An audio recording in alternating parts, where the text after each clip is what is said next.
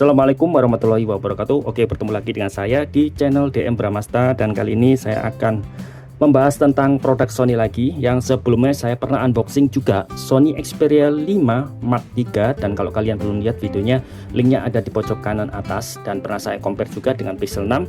Nah, sekarang saya akan bahas Sony Xperia One Mark IV ya. Yang sebelumnya saya juga pernah unboxing Sony Xperia One Mark III. Kalau kalian belum lihat, linknya ada di pojok kanan atas juga. Dan kali ini saya pesan Sony ya, sengaja saya pesan Sony lagi karena peminat dari fanboy Sony itu banyak ternyata ya. Terbukti saya unboxing Xperia 5 kemarin yang Mark III itu banyak yang lihat. Ternyata fanboy Sony masih ada dan belum hilang sampai saat sekarang ya. Saya sudah pesan di toko yang sama dengan toko yang kemarin saya pesan Xperia 5 Mark III. Ini saya dapat harga 6.157.000 dan stok variannya ini sudah habis ternyata ya. Dan pesannya di Golden City ya. Oke. Saya fokuskan di Sony ini aja dulu, dan ini variannya 12/256 GB. Untuk fisiknya saya pesan yang 97% mulus ya. Dan terbukti di sini memang gak ada lecet atau dent yang berarti ya, nggak ada, hampir like new ya. Oke, untuk tombol-tombol yang ada di Sony Xperia One Mark IV ini ada salah satu tombol yang sudah dihilangkan ya, yaitu Google Assistant yang sebelumnya ada di Xperia One Mark III atau Xperia 5 Mark III.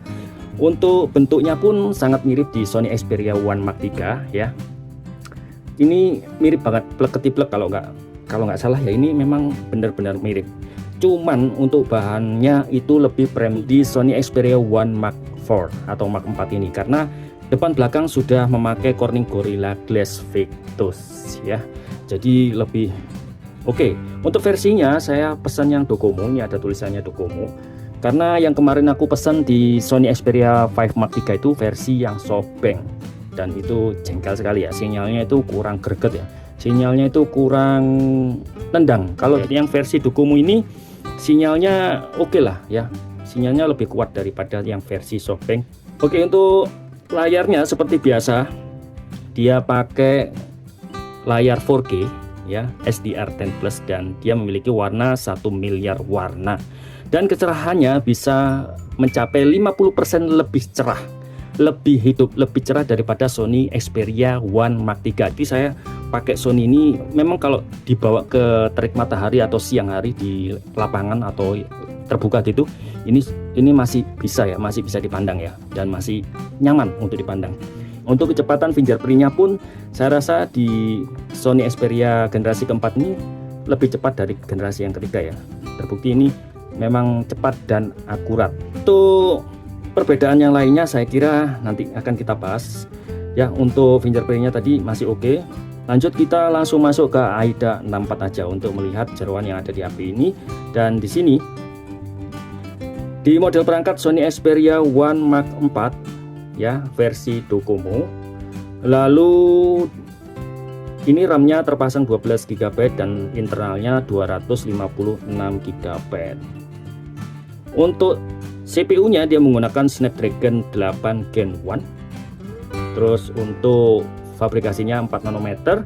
Untuk layarnya 1644x3840 alias 4K, dan teknologinya OLED sebesar 6,5 inch. Kerapatan pixel 643 ppi. Untuk refresh rate-nya 120 Hz. Oke. Untuk jaringannya bisa mendukung 5G. Terus untuk baterainya dia ada peningkatan yaitu 5000 mAh, yang generasi sebelumnya hanya 4500 mAh. Untuk Android-nya ini Android 13, dan saya coba untuk update ternyata nggak bisa. Yang bisa itu adalah versi global, Android 14 bisa ya. Untuk versi Jepang ini kayaknya stuck di Android 13. Untuk kamera belakang ini triple kamera, semuanya lensanya sama-sama 12 megapiksel ya, sama dengan generasi yang sebelumnya. Terus untuk kamera depan ini 12 megapiksel. Nah, 12 megapiksel berarti ada peningkatan dari generasi yang sebelumnya hanya 8 megapiksel. Oke. Nanti kita akan bahas fitur yang ada di kamera ini, ada perubahan apa aja ya. Lanjut ke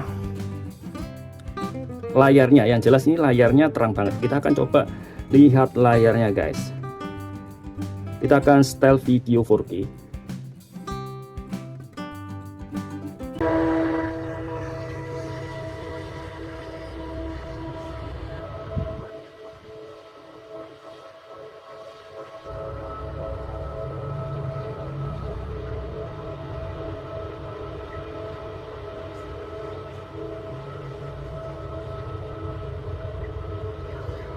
Oke, untuk layarnya bagus ya, untuk layarnya jelas mantap. Terutama dia sudah sinematik, yaitu 21:9. Nah, untuk layar 21:9 ini kita akan coba setel di resolusi 21:9 dan ini langsung full layar tanpa zooming. Kita akan coba. Nah,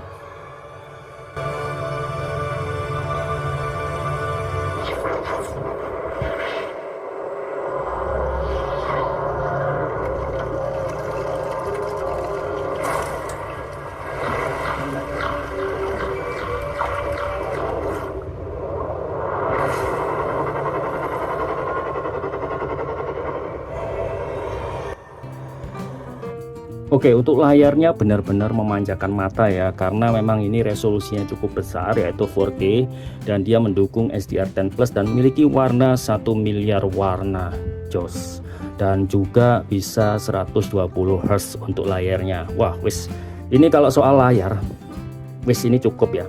Ini cukup benar-benar memanjakan mata.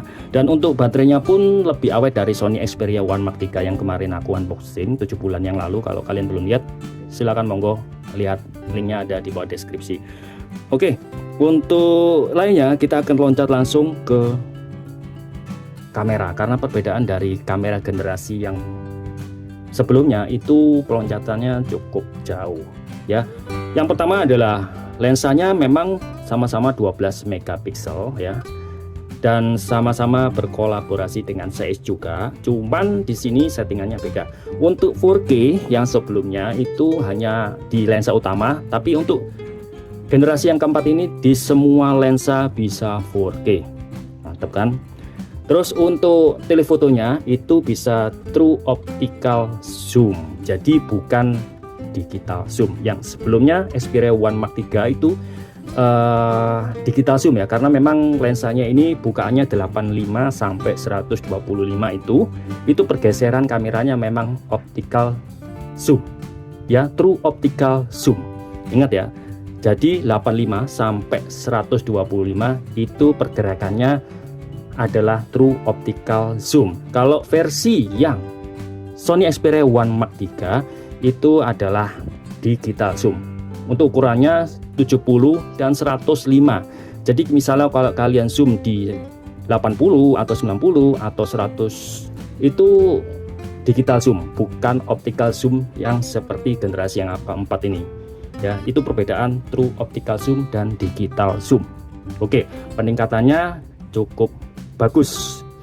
Terus untuk eye trackingnya itu bisa di semua lensa ultrawide, lensa utama, lensa telefoto, itu eye trackingnya cukup bisa diandalkan ya. Karena di generasi yang sebelumnya itu eye trackingnya hanya bisa di lensa utama saja. Untuk kamera depannya ya juga peningkatannya cukup jauh. Yang sebelumnya itu 8 megapiksel dan sekarang di generasi yang keempat ini sudah 12 megapiksel dan bisa merekam video 4K. Wah, gila ya. Untuk lensa ketiga ini bisa mendukung video 4K. Untuk lensa depan juga bisa mendukung video 4K. Terus ada penambahan fitur lagi, yaitu di sini ada Video Pro dan Musik Pro.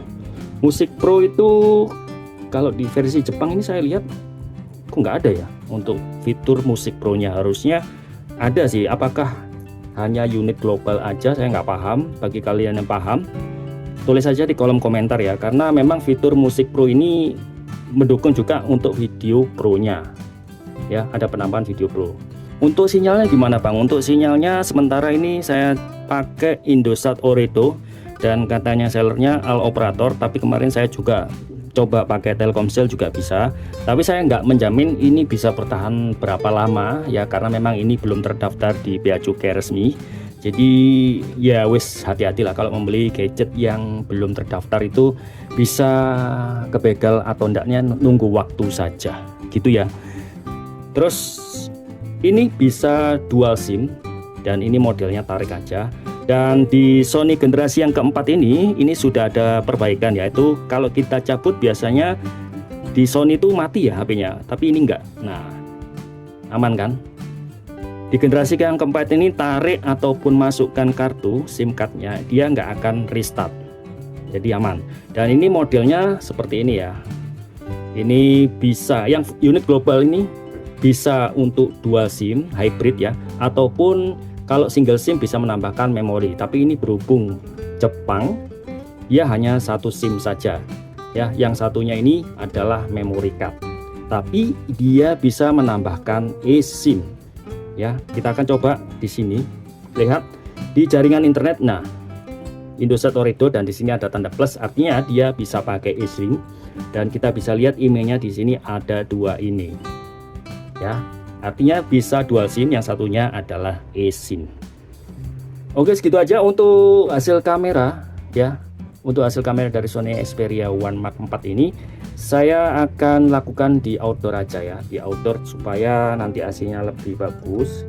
Oke, ini dia hasil kamera dari Sony Xperia One Mark 4.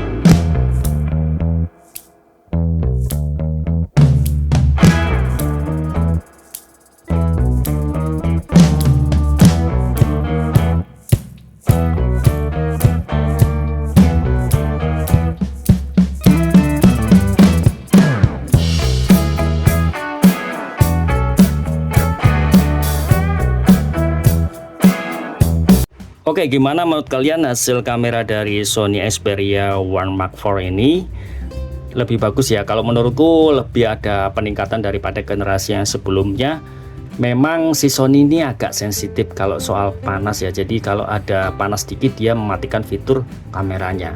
Itu biasalah, tapi saya lihat di generasi yang keempat ini kayaknya perekaman videonya itu lebih lama daripada yang generasi yang ketiga.